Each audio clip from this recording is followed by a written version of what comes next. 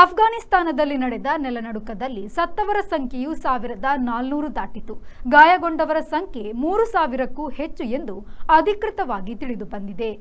ರಕ್ಷಣಾ ಕಾರ್ಯಾಚರಣೆ ಮುಂದುವರಿದಂತೆ ಸಾವು ಸಂಖ್ಯೆಯು ಹೆಚ್ಚಾಗುತ್ತಲೇ ಸಾಗಿತ್ತು. ಮರಣ ಸಂಖ್ಯೆ 1400 ಹಾಗೂ ಗಾಯಗೊಂಡವರ ಸಂಖ್ಯೆ 3000 ದಾಟಿದೆ ಎಂದು ತಾಲಿಬಾನ್ ಸರ್ಕಾರದ ವಕ್ತಾರರು ತಿಳಿಸಿದ್ದಾರೆ. ರಿಕ್ಟರ್ ಮಾಪಕದಲ್ಲಿ 6.3 ತೀವ್ರತೆ ಹಾಗೂ ಎರಡನೆಯ ಬಾರಿ 4.7 ತೀವ್ರತೆಯ ಇನ್ನೊಂದು ಭೂಕಂಪವು ಆ ಸುತ್ತಿನಲ್ಲಿ ಆಗಿದೆ. ಕುನರ್ ಪ್ರಾಂತ್ಯದಲ್ಲಿ ಹೆಚ್ಚಿನ ಸಾವಾಗಿದೆ. ನಂಗರ್ ಹರ್ ಪ್ರಾಂತ್ಯದಲ್ಲಿ ಮುಖ್ಯವಾಗಿ ಅತಿಯಾದ ಹಾನಿ ಉಂಟಾಗಿದೆ. ಅಫ್ಘಾನಿಸ್ತಾನದ ರೆಡ್ ಕ್ರೆಸೆಂಟ್ ಸಂಸ್ಥೆಯು 1124 ಹಾಗೂ ಗಾಯಾಳುಗಳ ಸಂಖ್ಯೆಯು 3251 ಎಂದು ಹೇಳಿದೆ.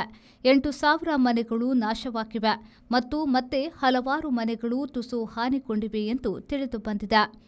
ಕುನಾರ್ ಜಿಲ್ಲೆಯ 4 ಹಳ್ಳಿಗಳು ಸಂಪೂರ್ಣ ನೆಲಸಮವಾಗಿದ್ದು ರಕ್ಷಣಾ ಕಾರ್ಯಾಚರಣೆ ಮುಂದುವರೆದಿದೆ ಎಂದು ಪ್ರಾಂತೀಯ ವಿಪತ್ತು ನಿರ್ವಹಣಾ ಮುಖ್ಯಸ್ಥ ಎಹ್ಸಾನುಲ್ಲಾ ಎಹ್ಸಾನ್ ಹೇಳಿದ್ದಾರೆ. ಬ್ರಿಟನ್ 10 ಲಕ್ಷ ಪೌಂಡ್ ನೆರವು ಘೋಷಿಸಿದೆ. ಸ್ಪೇನ್ ಮೊದಲಾದ ಕಡೆಯಿಂದ ನೆರವು ಬರತೊಡಗಿದೆ.